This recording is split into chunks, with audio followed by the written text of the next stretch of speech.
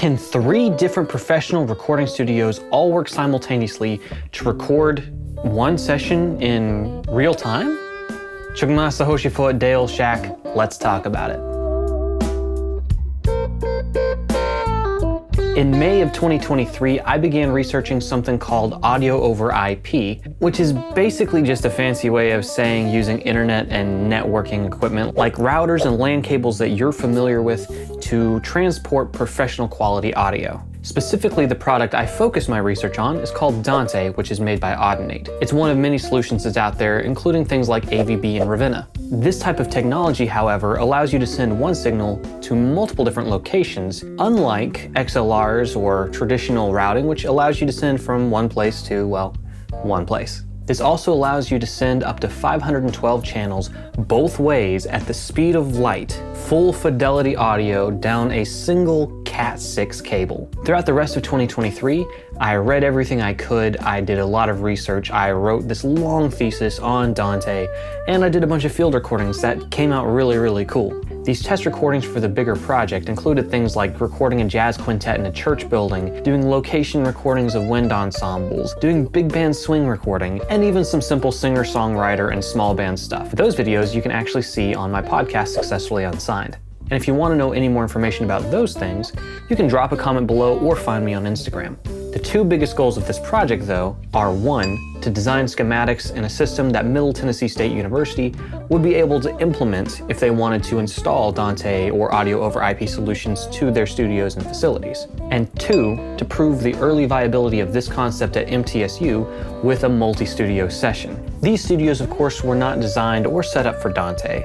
And I also love a challenge, so I probably did way more than I needed to do and made things a lot harder than they had to be. Like using all 3 analog consoles and outboard gear and using different types of conversion in every studio. Anyways, what about the session?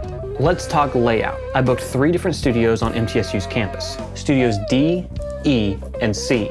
In Studio D, Matthew Keegan played the drums, while Mark Smith engineered on the SSL console, and Sadika Anderson recorded the multi-tracks of all the instruments, and provided the headphone mixes for all of the musicians. In Studio E, we completed the little blues trio that was performing that day with Jasko Dwindy on guitar, and Joe Bass on bass. And of course, Aaron Walden engineered on the SSL console in E. In Studio C, Danny Maloney took the tracks of all the different instruments and mixed them down and blended them while the songs were being performed.